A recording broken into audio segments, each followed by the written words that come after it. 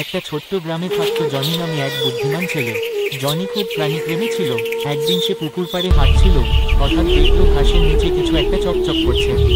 কাছে গিয়ে দেখে ওটা একটা হাঁসের ডিম। জনি খুব খুশি হলো। সে ডিমটা সাবধানে তুলে নিয়ে বাড়িয়ে মা বললেন, ডিমটা তো ঠান্ডা হয়ে গেছে রে, এখন আর ফুটবে না। কিন্তু জনি হাল ছাড়ল না। সে মায়ের পুরনো ঝুড়িতে তুলে বিছিয়ে তাতে ডিমটা রাখলো। প্রতিদিন সকালে সে ডিমটাকে গরম কাপড়ে মুড়ে রাখতো, যেন হাঁসের মা যেমনভাবে তা দেয়। দিন কেটে গেল। একদিন সকালে জনি শুনল ঠিক করে একটা শব্দ হচ্ছে। ডিমের খোলসটা ফেটে গেছে। একটু পরেই সেখান থেকে বেরিয়ে এল একটা হলুদ রঙের ছোট্ট হাঁসছানা। জনি আনন্দে চিৎকার করে উঠল, আমি পেরেছি, আমার হাঁস উঠেছে। সে নাম রাখলো পুটি। জনি আর পুটি একসাথে খেলতো, পুকুরে যেত, খাবার খেত। গ্রামের ঠিক করে একটা শব্দ হচ্ছে। ডিমের খোলসটা ফেটে সবাই অবাক হয়ে বলতো, দেখো তো, জনি হাঁসের ডিম চাষ করেছে। জনি হেসে বলতো, ভালোবাসা আর যত্ন দিলে সবই সম্ভব।